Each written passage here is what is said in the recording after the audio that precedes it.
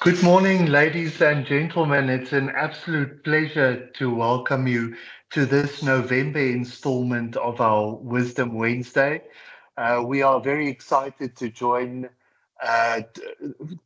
you for the next hour, as of course we explore the use of technology in our everyday lives and how we can apply technology to assist us in being more efficient, both in the workplace and as a student. I'm also very privileged to have my co-host today, um, Rita. But just before I go to Rita, my name is Johan Oosthuizen. I'm the principal of Academy of York, and I must say, this event on my calendar is always a highlight as I get to spend some time with our students. Rita, thank you for joining us today. Good morning, Johan. Good morning, everyone. I'm excited.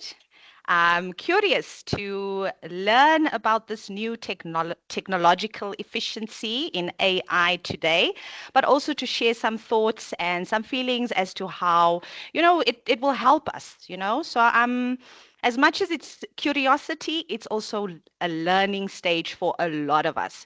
So let's dive in, let's explore and see what today has in store for us. Welcome to everyone. My name is Rita. I am one of the managers at the college here, Academy of York. Thank you very much, Rita, and always nice to have you with me on the Wisdom Wednesday. We make a great team, and I look forward to the next hour.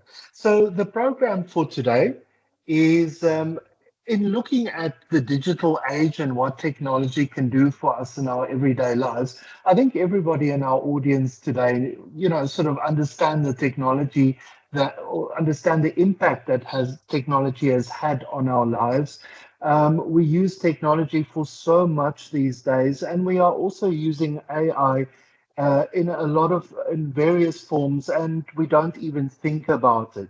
AI has obviously developed a lot in the last couple of years with the introduction of large language model applications. And I think in today's review of technology and what it can do for us, we want to also focus on AI because AI is really making significant changes to job roles. It's not necessarily, always taking away jobs, but it certainly is changing the nature of jobs. And I think it's important for us to remember. A colleague of mine the other day made a very, very interesting comment. She said that AI will not necessarily take our jobs, but it will change our jobs. And if we are not ahead in terms of technology and what AI can do for us, we will be overtaken by another individual who is efficient in the use of AI. And I think that's important for us to remember is to stay ahead of the curve, especially in your specific job role, is to be aware of the technologies and to utilize it to its fullest potential. In our program today, we're going to start off just by looking back at history.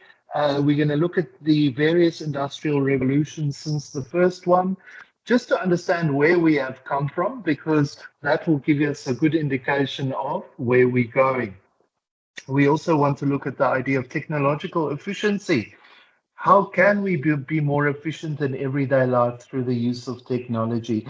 And then we'll get to artificial intelligence and in specific large language models and what it can do for us both as an employee, but also a student, as I know many of you are.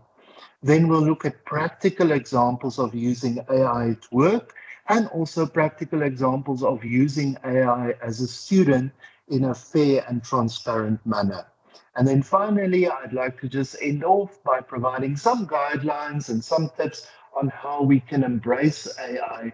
And we conclude with a look to the future in terms of what AI can do for us. So without further ado, I'm going to move to the next slide.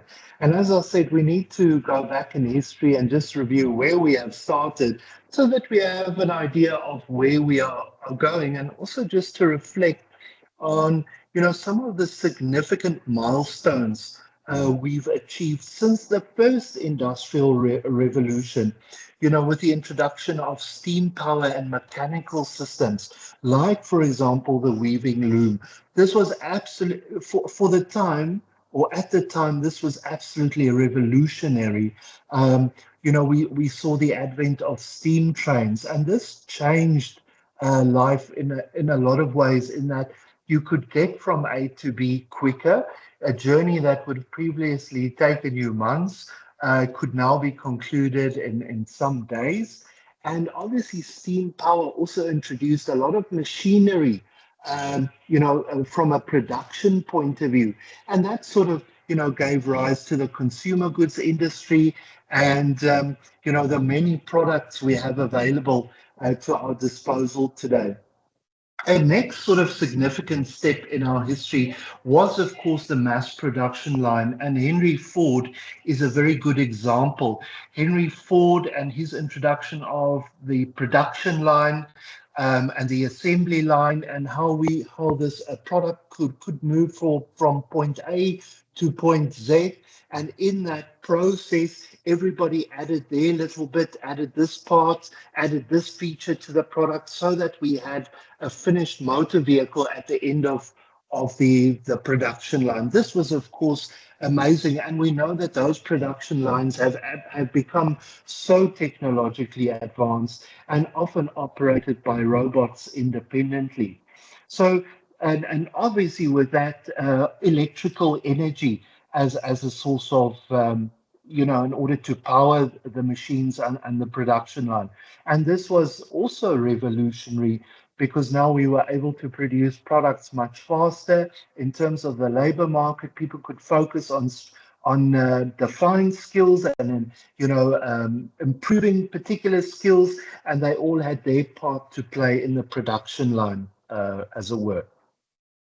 Then, of course, later on in Industry 3.0, we saw the advent of computers and electronics. And I don't know if you can remember when you had the first computer at home. Maybe you've always had one. Um, for me in particular, I can remember that I was in matric, and that is the first time, and this is obviously giving away my age, but that is the first time that we had a computer in-house, was when I was in my matric year. And it really was such an amazing thing. And you could search the internet and you could find any information that you needed. And we still used to use a dial-up modem. Some of you might know what a dial-up modem is. It makes a funny noise when it links to the internet.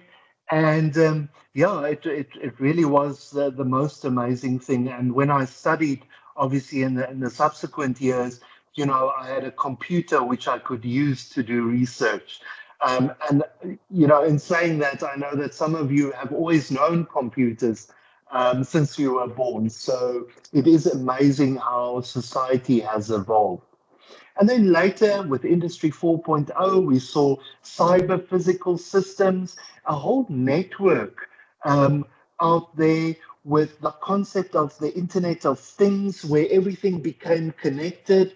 If you are studying supply chain, you would have come across Internet of Things, the idea of connecting, for example, a product that moves from the manufacturer through to the consumer. Every step in that supply chain is monitored, because everything is linked to a computer. So the product that moves through the supply chain is linked to the internet, and all the things around it, for example, the vehicle transporting the product. And in this integrated sort of network, you could trace exactly where the product was in terms of its distribution. And obviously that has really grown, this idea of interconnectedness and the idea of everything being linked to a network. And then sort of where we are now, Industry 5.0, when we talk about, just a point, that when we talk about the fourth industrial revolution as the major one, that is sort of represented by Industry 4.0. But we are now in the fifth industrial revolution, Industry 5.0. And significant of this period is the evolution of AI, artificial intelligence. And you would know in the last few years, this has gained impetus with the introduction of applications such as ChatGPT and Microsoft Copilot, which I must say is changing my work, the work of lecturers and those in education significantly. AI has become a useful learning tool, and in future, I think we will see more and more AI in the learning process, where AI can engage with the student, understand particular learning needs, and then design curricula according to the needs of the individual student. And I think that's not too far away, and I think some of those technologies are already available. So we've gone through 5 stages with revolutionizing um, uh, um, uh, new products at every point, new technologies and new ways of doing, and it has really changed mankind and continues to do so, and will continue to change our work lives.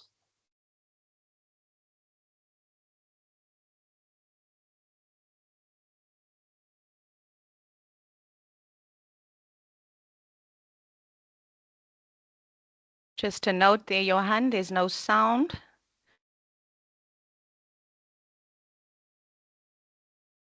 Thanks, Rita. Let me quickly check. Thanks. Okay.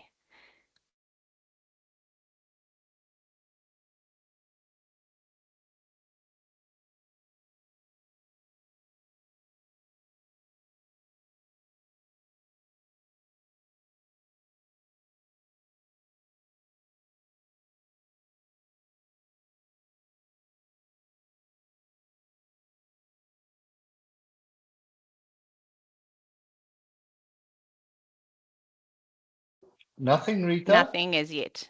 Okay. Give me a moment.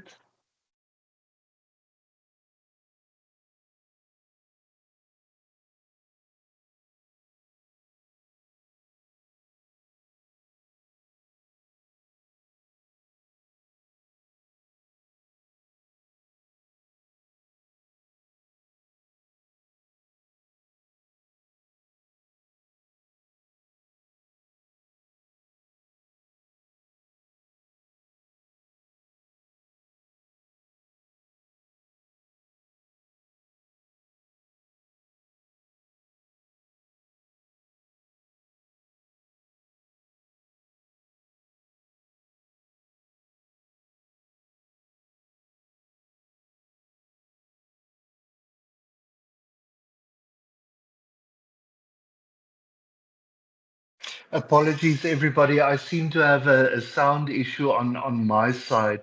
I'm just going to skip the video for the moment, and I will get some technical support to assist us, and then hopefully I'll be able to show the video to you a little bit later. My apologies for that. So that video was just about the advent of AI and where it came from. And I think, just for us meeting here today, we've seen so much movement in AI and ChatGPT and how it's just evolving from one month to the next, and the increased capacity that those LLMs or large language models are showing. But just before we continue, let's just look at the idea of technological efficiency. What can technology do for us to improve our daily lives?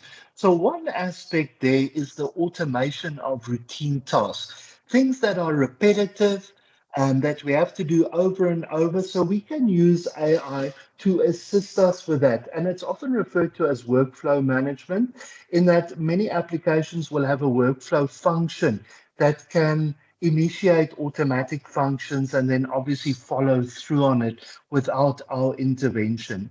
Other ideas include workflow tools where we streamline our operations by integrating tasks, things like approvals, if several people have to work on the same process and approve various steps in the process. For example, a digital contract, workflow management and workflow tools can help us to move that contract from one individual to the next, where each party is making their changes. And then at the end, we all then collaborate in signing a contract. That's a very simple example. Also, the idea of cloud-based platforms. I think that, whereas in the past everything has had to be hosted on either our computer or a server close by, we are increasingly accessing applications which are in the cloud. We're not always sure, where the server is. Generally, I mean, AI is running from huge data workshops, um, um, and they are massive, massive buildings where a number of servers are hosted. Yeah, we're increasingly looking to the cloud to access information and to use applications. Then somebody is saying there's no audio. Is my audio okay? I seem to be hearing you fine from my Uh, side. Okay, I see Lucania Can is saying she cannot hear. I'm getting thumbs up. Okay, Madeleine is hearing. Kim can okay, hear. okay. So perhaps Lucanio, just check your settings. Yeah. Yeah, we Then seem to be good to go. Thank you. Then, in terms of advanced analytics and AI tools, we can extract insights from larger data sets. When we are faced or confronted with massive loads of data, AI helps us to be able to analyze data faster and quicker and to make assumptions from the data and to make recommendations. And this is really changing the way in which we manage information. So, as humans, we are able to work through more information through the use of computers, and we can identify trends and patterns. So, for example, in education, AI is really having a significant impact on research. Because in the past, you'd have to, when you were doing a literature review, you would have to go through, read 50 books, go through 1,000 articles to get the gist of what other authors are saying. And now AI allows us to quickly analyze publications, journal articles, and to see what authors are saying, how they differ from one another, and also what the similarities are between the publications. So AI is revolutionizing research just because we're able to handle more data at the same time. And then the idea of machine learning, where we continuously improve system performance by learning from data patterns. So, where a machine or technology is able to pick up a pattern, it can improve itself to become better at the task. Cybersecurity, as you know, is a growing concern. I'm sure that all of us here have experienced some attempt at getting our information or hacking into our systems, and it is really becoming a major concern worldwide. And this increases every day. So, cybersecurity and the idea of those individuals protecting us and protecting our computer systems is really a growing career. And you will now see many qualifications in this field, which prepares individuals to protect people and systems from cyber attacks. And then the idea of a seamless digital ecosystem where we connect several systems and devices together and we can coordinate real time. So we can all work on the same project or all work on the same document and we can collaborate in that way. Going to skip this video just until I can get the sound sorted. Still no sound on this one, Rita. I'm just taking a chance. No, hey? Okay, let me skip that. Right. So the next one is using AI at work. So there are different feelings about using AI. And Gornia, I see you are on the call. Maybe if you can just pass by my office just so we can see if we can sort out the sound, please. So AI at work, as I said, there are mixed feelings about AI. Some individuals prefer not to use AI. Some are dead against AI because it might take our jobs. And this is certainly true for some industries. But I think to remember is that AI will change work. And I think there are various situations at work where we can effectively use AI to be more efficient. One of those areas is enhanced decision making.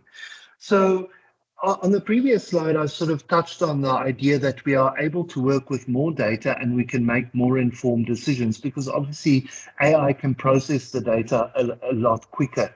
So, when AI analyzes data and vast data sets, it can help us to make decisions. For example, managers who want to understand trends in their business, could use their financial some of their financial data or some of their human resource data and apply AI to analyze that data so that decisions are more informed.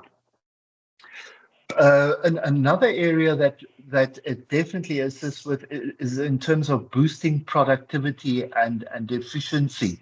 So if AI can make things quicker and faster for us, then that is obviously great. So a good example of this is, for example, bots that are on WhatsApp. For example, bots enable us to direct messages to certain people. It can do some initial work in terms of understanding an inquiry on WhatsApp, and it can relay those messages to the right people or the experts that can provide the answers.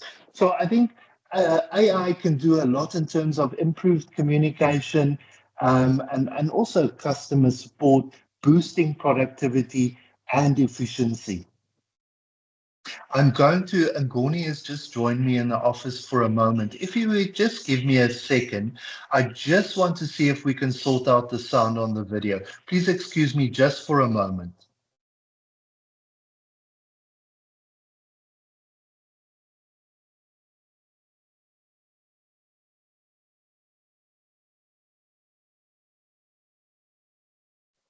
So Ngoni has just informed me that he can, in fact, hear the video.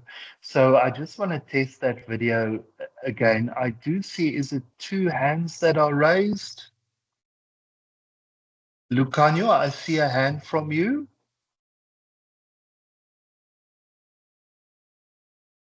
Maybe it's an old hand. Let me go back to that video and just see if you are able to hear it.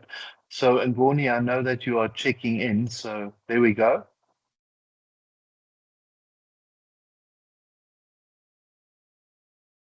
I see some thumbs up, which is great.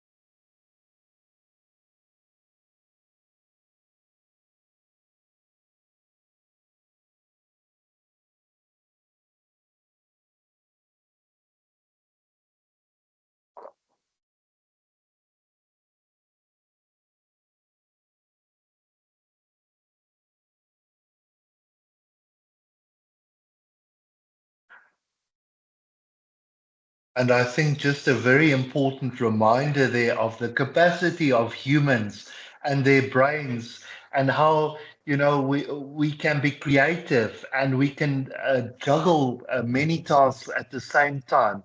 And I think it's just a reminder that while AI is there to help us and to augment what we do every day, it certainly isn't going to replace us. I know that in education we use AI a lot, but even the information that we receive from AI, it does require a critical eye because you always have to check the facts. that AI produces.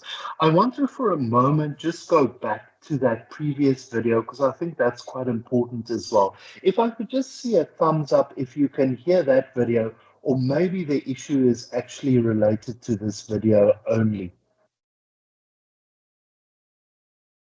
So there is sound now. I see a thumbs up.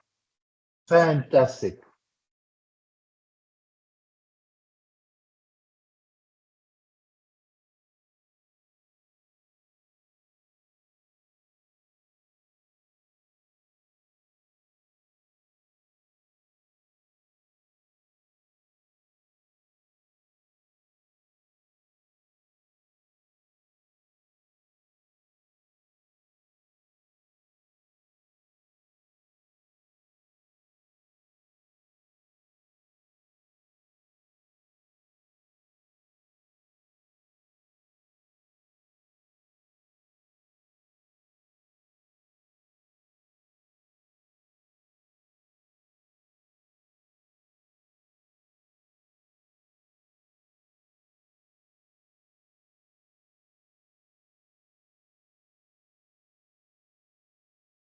And a very important issue raised there, ethical dilemmas. And I'm sure that you've all experienced ethical dilemmas, those of you that have used AI. You know, we need to obviously think about the information we put into AI. We need to limit confidential information because remember, everything that goes into AI becomes public knowledge. So we need to be selective about, or we need to ensure that we protect the identities of people and their creative work when we use AI. So just to move to the next slide then, and thank you for bearing with me on those videos. I thought they were important to share just in terms of the evolution of AI and just also pointing out the value of our human brain, in terms of using AI. So one thing I find very useful, and we're moving on to more practical tips now of using AI at work.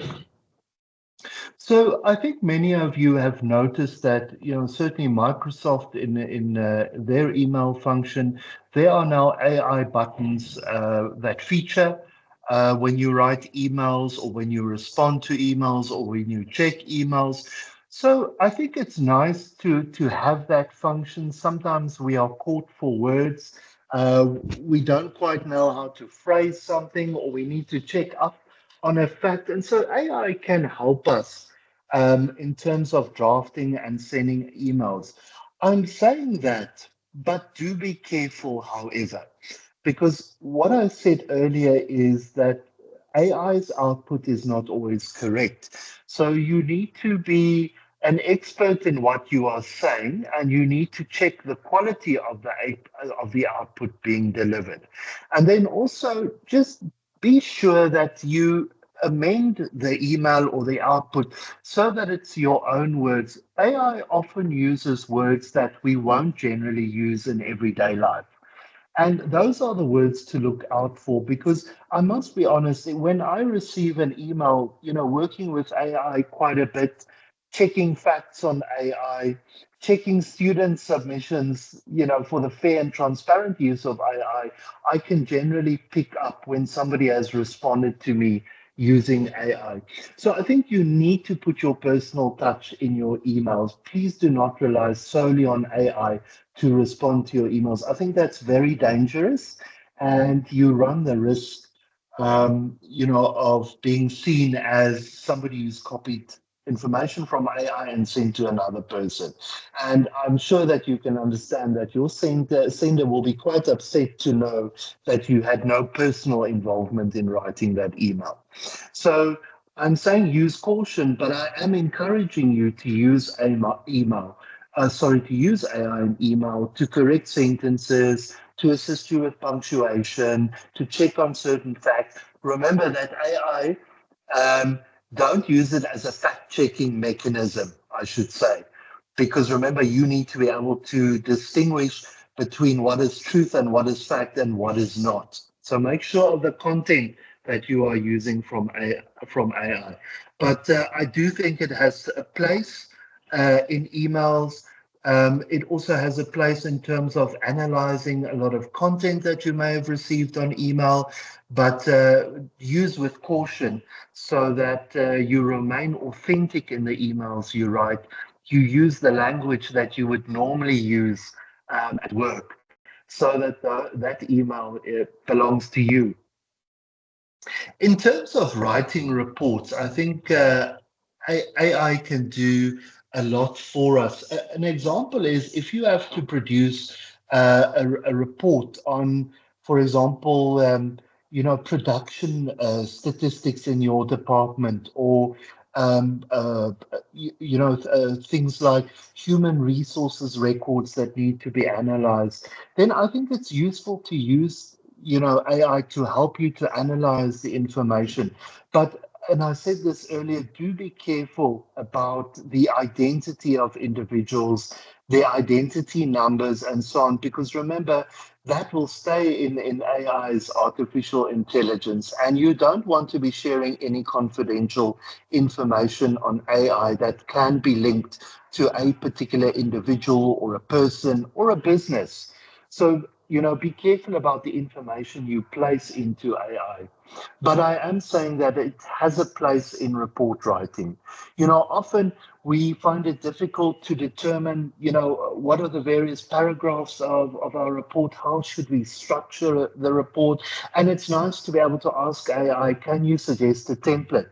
um, for a report that deals on sales figures. I think it has great potential to be able to give us a template which we can adjust to our specific needs, and then to use that template in order to produce the report.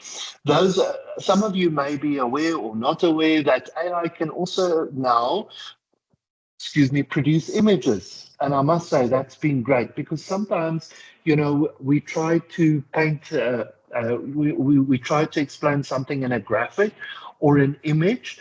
And, it normally takes quite a bit of time to produce such a graphic through Microsoft Word, or if you are working with a publishing tool. So AI has the ability to create images, and I found it very useful in terms of presenting diagrams, and other sort of illustrations of processes. And I think that you can really enhance your report with images that are professional and speak, to the report. So one of the painful things in business is taking minutes for a meeting, and I think that you have experience with it. You have to be absolutely alert in every minute of the meeting. You need to focus what's going on. And I'm not saying that you shouldn't, but I am saying that there's an easier way to do this. And I think we've all seen that through online meetings, Teams engagements, that AI does a wonderful job at summarizing a meeting, suggesting action points or action items for participants after the meeting. And AI is really, really useful. And I think that, you've experienced that. So I would definitely say that life is too short to be typing minutes, that you should be using AI. But, and most of these things that I'm saying today come with a caveat. You have to check the accuracy of the minutes. You have to check that AI has identified the various speakers correctly.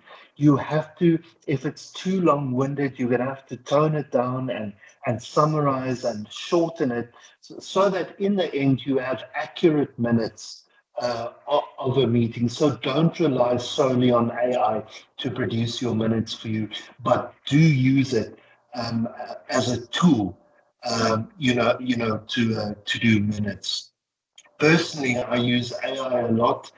In some of the research I conducted this year, I used AI in interviews, because AI was able to obviously convert it into text, and then I was able to analyze, and I was able to identify patterns from different interviews. It sort of pointed out, what are the similarities in what people are saying, what are they disagreeing with. I obviously had to check it as well, and I was in the interview myself, so I could do that. But AI use proved to be very beneficial, in summarizing a whole lot of meetings and understanding the gist of those meetings. And then finally, AI used casually as a brainstorming technique is very great. And I see it here at Academy of York as well. In some meetings, somebody will go onto AI and they'll look, they'll ask AI to investigate a certain topic or solutions, and then it's shared with the individuals in the room. So it makes for a fantastic brainstorming technique. Even if you are sitting, you need to get a task done, you're not quite sure how to approach the task or even when to start, brainstorming through AI can be a fantastic tool. I'm going to hand to Rita, and we have some questions for you at this point. Thank you so much, Johan. Some great insights, I must admit. And when looking at AI, I must admit, in terms of feeling wise, when everything just started, a lot of people were more around the cautious, skeptical, when AI was introduced. How did you, or currently, how are you feeling about using AI? Drop in the comments, give us some feedback, because somehow, interesting enough, the newer generation or younger generation, let me not say newer, the younger generations tend to be more open to the AI, whereas, us old schoolers, we prefer taking minutes in the meeting. And yet AI seem to be, generously helping us a lot, and making it a lot more efficient for us in our workplaces. If we were to think of how it can help us to be more efficient in our workplaces, it takes me back to when Johan said in terms of meetings. So with the team that we have, to get them motivated in the morning, it's sometimes challenging, what to say. So putting in AI or chat GBT, suggestion on a motivational video, a Tuesday, as in what are we choosing today? So it really does help a lot, to make things quicker and faster. Whereas in the beginning, it was a matter of, who's this person that's telling me here how and what I need to do? We're a bit cautious. And also, when you talk about the ethical part of it, what information am I putting in here? Is this the right information? So, yeah, thanks for the clarity on that, Johan, in terms of, not putting too much or giving too much of personal details on AI. Be careful of that. Be careful of that. I see Madeleine has said that she's still cautious. I agree. A lot of us are, but wants to become more efficient in using AI to work for you. And I think what Johan mentioned now on brainstorming, on meetings, suggestions, reports, understanding a large number of reports does help a lot. Does help a lot. Boyke mentioned here, Boyke Prince, I'm not a great fan, scarcely use it. Well, I guess we all started there. Not a big fan of it, but try out, simple tools at this point. For example, ChatGPT or even the AI Meta on our cell phone on WhatsApp. Start small. Learn about it, play around on it, get yourself familiar with it. And I think that could then open up some doors and, open up your mind, how you see it, and maybe you'll approach it a lot better in that sense. Hardly use it, but advised familiarize myself with it. Okay, learning. I love that from Kanye. Kim, I use it, but I type my own things. I guess it's also there to help us, Kim, with, grammar. Because a lot of the times we just type as we, what's the WhatsApp lingo, short language, short terminologies. But yeah, definitely helpful in that. It's a great tool in the fast pace of life. I definitely agree, Maggie. Makes things a lot easier with you on that, Lucanio. And keen to look at AI in education programs as well. Nah? Nice, Gwen. So it's about exploring and being open to, wanting to learn new things, wanting to understand and see what it's about. But be cautious not to put personal information in there, because I'm still on the cautious part of this. I'm excited but cautious. So yeah, we learn every day, huh? We learn every day. So keep the comments coming, Johan. You can carry on. Thank you very much for the discussion in the chat. It's so interesting to see the comments. I just want to comment on Gwyn and the agricultural sector. Coincidentally, one of my last videos is about AI in the agricultural sector. So, yeah, quite an interesting perspective. So I look forward to sharing that with you. It's interesting for me to see how many people are actively using AI, those using with caution, and I think that's understandable. I think to be on the side of caution is always better. But yeah, it is interesting to see how it is making an impact on our daily lives.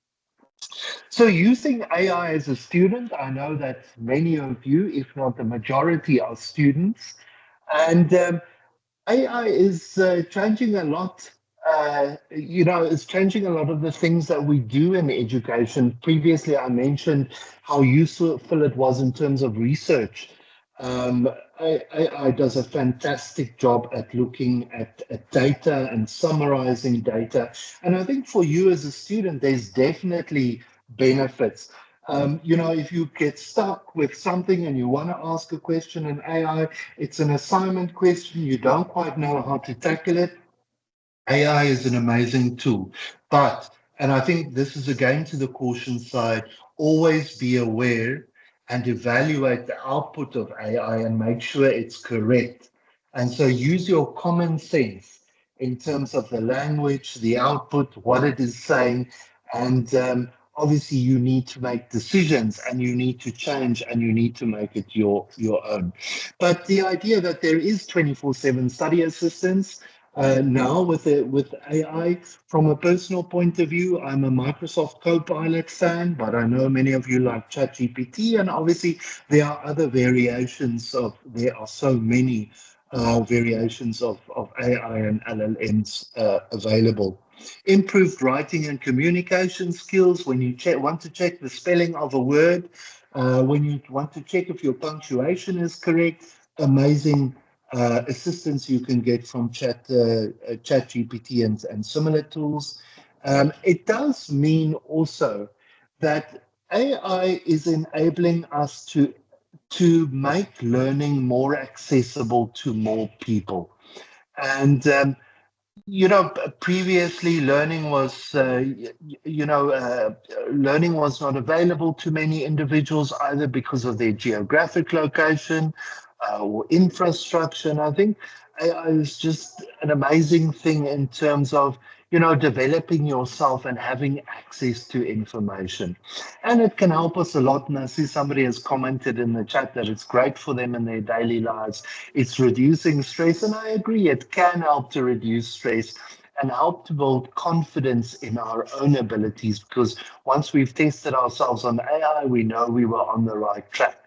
So it has many benefits for students, but with the use of AI and being a student, there comes a great responsibility, and that means using AI fairly and transparently. And I want to touch on this in the next few slides.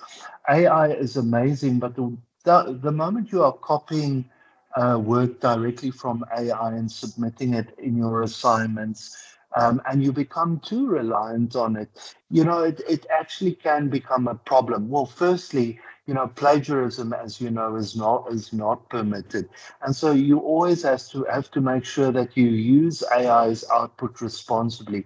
Look at the output, change the language, evaluate what's being given to you, adapt the content, and just be vigilant at all times that you are producing your own original work and that AI is a support mechanism for you to be able to do that.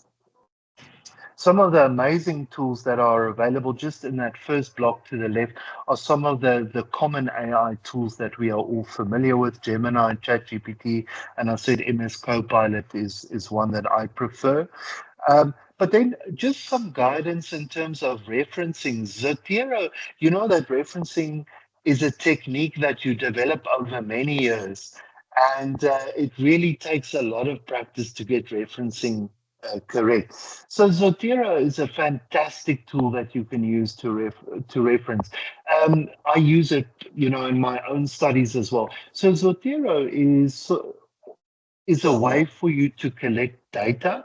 So you can, it provides the field, so you enter the data that relates to, for example, the book or the academic journal or the article that you've read in the newspaper, and you capture the information. And when you are working in Microsoft Word and you want to make reference to a particular article, you can ask Zotero to enter the reference for you. And Zotero will do it absolutely perfectly according to the reference style, so that you know, obviously our reference style is APA at Academy of York, and so it has a function for API. Sorry, yeah, for API. So you never have to think about the references, is it correct? And also it will create a reference list for you at the back of the document automatically with the press of a button. So Zotero is an amazing tool. I encourage you to, it's free software.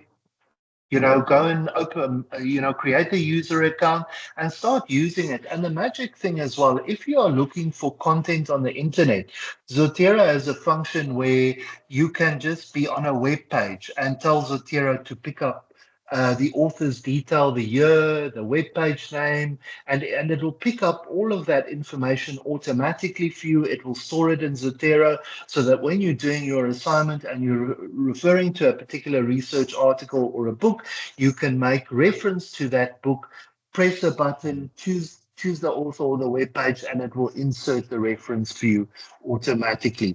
So please do explore Zotero. It helps you to get your referencing perfect without much effort. And as I say, it creates that whole bibliographic reference page or the reference page at the back of the document, and your referencing will be 100% perfectly correct without you having to think too much about it, because you should be focusing on the content of your assignment and not referencing technique. So go and open an account. It's free, and you can sync it to various devices. And there are also lots of YouTube videos that help you, to work with Zotero and to understand Zotero. But it is very user friendly once you get the hang of it. Some fantastic tools that help with writing as well include Quillbot and Grammarly. I think many of you know Grammarly, and some of you also know Quillbot. It helps you to improve the clarity of what you are saying. Sometimes we're trying to communicate something on paper and we keep on rewriting the sentence, but we're not getting to what we actually need to say. And so Quillbot and Grammarly can help you to structure your sentences in such a way so that it's easily understood. Because in writing, keeping it simple is often the best. And Grammarly and Quillbot can help you in order to achieve that. Obviously, use with caution. You don't want to be doing your entire assignment using some sort of app, because then it won't be your own work. But use it actively to help you to construct sentences, especially in academic work, assignment writing, and so on. I've spoken to you about literature review. When you embark on a research project, you do a literature review to show to the reader that you understand all the main ideas and concepts in the particular field that you are studying. And we call that a review of the literature. And the review of the literature, the higher up you study, the more intense it becomes. And so I mentioned earlier that that certain tools help us to get through the information much quicker so that we understand the main tenets, what people are saying about it, what they disagree. And some great tools to use is Elicit, Research Rabbit, and Cite, to be able to get through lots of information and to understand what other people are saying about a particular topic in an academic way. So some fantastic tools. I encourage you to explore them, make use of them. They will make your life as a student a lot easier. And using these tools will hopefully get you better marks. So just some important concepts to remember about using ChatGPT and Copilot. Use it to help you to be creative, to help you to be more, to express some, some original ideas and some innovation. If you get stuck and you're not quite sure how to approach something, use AI. What does AI think about how to approach a particular task? And that's where AI plays a great role in being a creative buddy, but also a study buddy. You can, if you have an understanding of a certain concept, you can put it into Chat GPT and then evaluate, how does AI feel about, what your input is, and use it to learn and to develop yourself.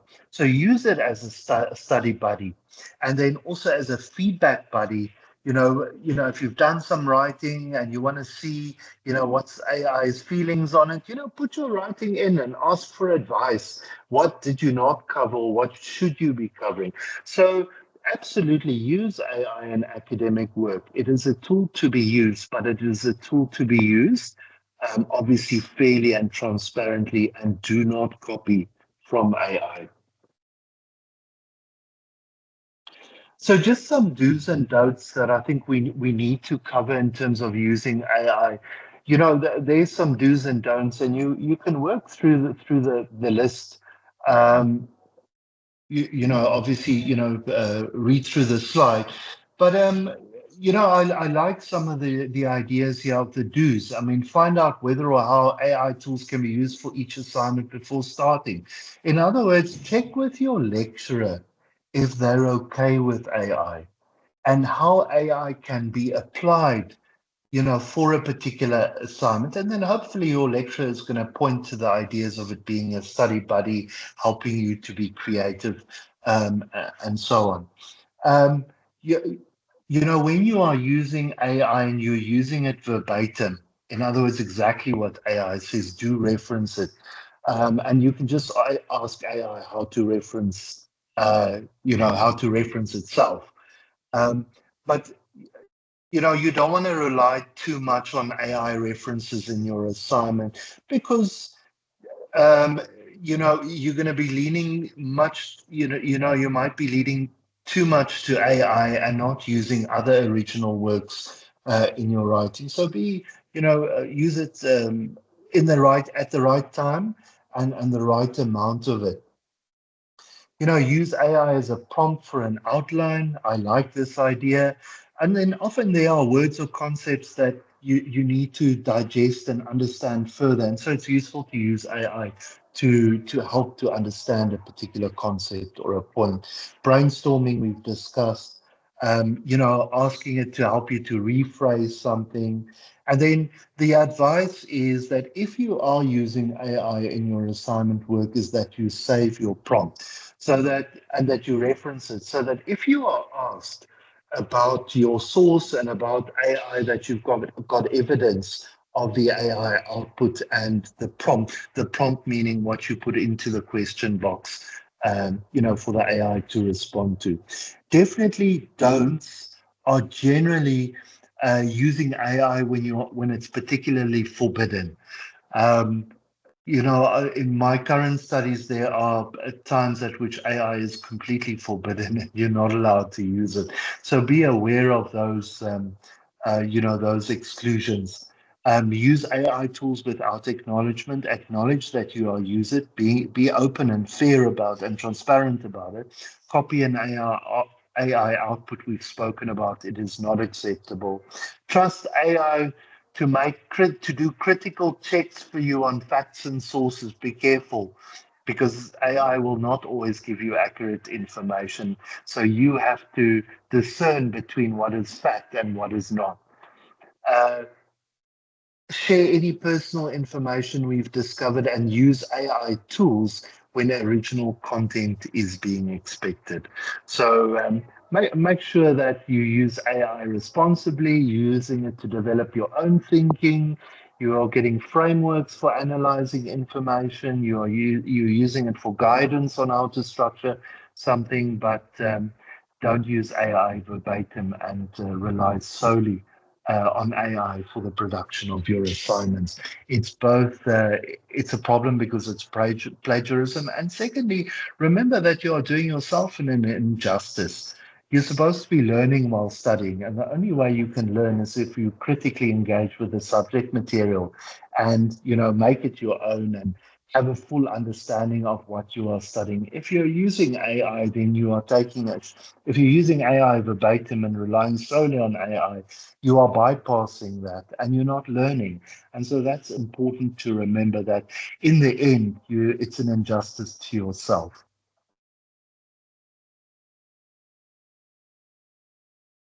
I'm going to hand over to Rita. I love the fact that you say that AI, you need to check AI facts. I was like blown away. But yeah, we learn every day. We learn every day. We can't always just trust the technology, but I guess it's there to help us. And as a student, it's there to assist you in your studies. Think about your current studies. Perhaps you near the end, you halfway, or you just started. How is it that you able to use AI tools to be able to assist you? Um, but keep in mind, there are some ethical issues that do arise when it comes to AI. What type of issues do you think it could, would come up? And when I look at these questions, I think of my daughter. In her current studies, she uses AI to write and assist her with essays, with assignments. And as much as it's there to assist her in terms of the grammar, the structuring, the style, and how her message comes across, is it coming across in the proper tone, manner? I think it also, relying too much on it makes you lazy. And like Johan said, that ethical issue of it's not you learning, it's AI teaching you. And, it might reduce that, your own thinking capability in the real world, decision making in the real world. So don't use or rely on it solely, use it as a guide, use it as a, to prompt you and spark that creativity or those ideas. Because at the end of the day, that's what we're here to do, learn, not solely rely on it. So I'd love your feedback in the comments, how you feel AI could assist you in your studies or how it's been assisting you, perhaps. Look at ways in which we could help each other. For those of us that are cautious, that are still learning, how is it assisting you? And is it helpful? Don't have to give all your secrets away, don't have to expose yourself, but I guess it's there for us to also, and this whole webinar is for us to learn that it's a tool to aid and help us in our current learnings, to better our creativity in our learning journey. So yeah. Dante says give the secrets. No, Dante. But yeah, let's exploit and see how it's been helping a lot of us at this point in terms of our studies. Thank you, Rita. I think just to conclude our session today is the idea that we should embrace technology and not be scared of it. We know that AI is changing or will change our jobs, and it's important for us to be ahead of the curve. And so, incidentally, this little visual was created by AI. And so, I asked AI, how can we embrace it to be more efficient? And this was AI's output. So a mindset shift from fear to opportunity, an opportunity to do things differently and more efficiently. Don't be scared of the technology. Um, Acknowledge AI is here to stay. And I see this is why you have to check AI. If you look at that sentence, there's a typo. The E is missing in, sorry, the E is there's a letter missing in AI is here. The E is missing in here to stay. So that's why I'm saying always check AI. So it also says reframe AI as augmentation or something that can support us instead of seeing it as a replacement. And use AI to cultivate curiosity and adaptability. You have a whole world of information at your disposal, anything you can think of. So AI is a great way, to in order to find information about different things. Some practical steps that AI says we can use to use to embrace AI, identify clear use cases, So, think about a specific goal you want to achieve or a specific task that you want to get done. So, AI can help you. So, identify clear use cases and try, instead of trying to change your whole life through AI, try and think of one or two things where you can use AI to assist you and build confidence in that way. Upskill your workforce. If you have a team of people reporting to you, use AI, upskill them, tell them about the benefits of AI, tell them about the ethical issues that relate to AI, give them examples of where AI use is practical and where it's allowed. And the idea of culture and collaboration, foster a culture of experimentation. AI in business is huge at the moment. All businesses are thinking about ways to integrate AI in daily operations to make things more efficient. So it's here and it's here to stay, and involve diverse teams in thinking about AI. People come with different perspectives on the use of AI and different feelings, and I think it's important that we acknowledge all those different feelings and understand various viewpoints on the use of AI. So for my agricultural colleague, the next video is about how agriculture has used AI in terms of changing their practice. And I think it's a very interesting way of how AI can be used in the natural world. Just give me a thumbs up if you can hear sound.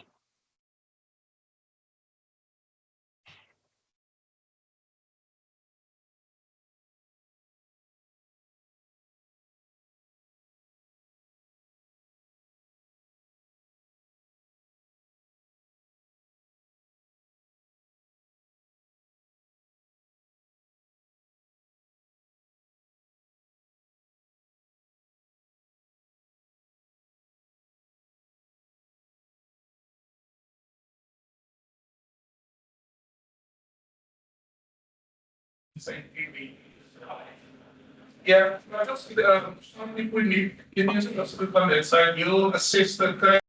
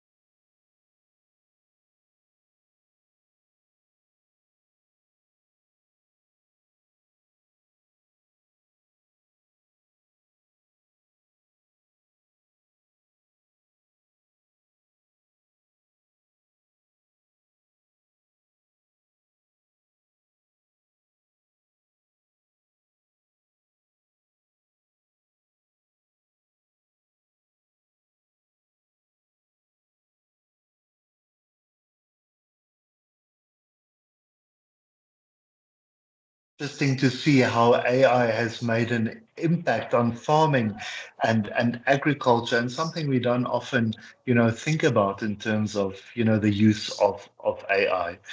It's now 4 minutes past 12, so we're slightly over time. So at this point, are there any questions that we can address? I know that you've been active in the chat, and I know that Rita has been answering as we go. If there's anything else, you're most welcome to raise your hand.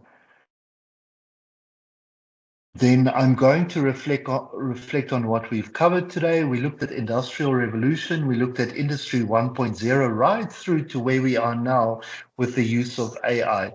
We said that technology can indeed help us to be more efficient both in our work lives and as a student. And we reflected on some of the AI tools that we are able to use and the applications of AI for us in the workplace and as students. And we closed off by saying, let's embrace technology. Let's see how it can assist us both at work and in our studies, and always to remember that AI will not necessarily replace you, but it will change the nature of work. And so it's important that you stay ahead of the curve so that you are the one that's ahead and you know how to use AI in your job. That's absolutely critical going forward. As always, it was absolutely lovely to meet with you today on this very, very interesting topic. I wish you a lovely day further. I know Rita is also going to conclude in a moment. So from my side, a very big thank you for joining us today. I think we are done with the Wisdom Wednesdays for 2025, but we'll certainly see you in Jan next year, and I look forward to that. Have a lovely day further. Thank you so much, Johan, and thank you to our attendees. I love the comments. The confidence in it is a bit there for a lot of us. Go out there, try it, be cautious, keep the cautious in mind, but at the same time, use your own thinking, use your own creativity. Hope it was insightful and helpful for a lot of you guys. And yes, we definitely look forward to the next webinars, 2026. It was lovely spending this hour with you guys. Thank you so much. Have a wonderful afternoon. Thank you, Rita, and thank you, everybody. Thank you. Thank you. Bye.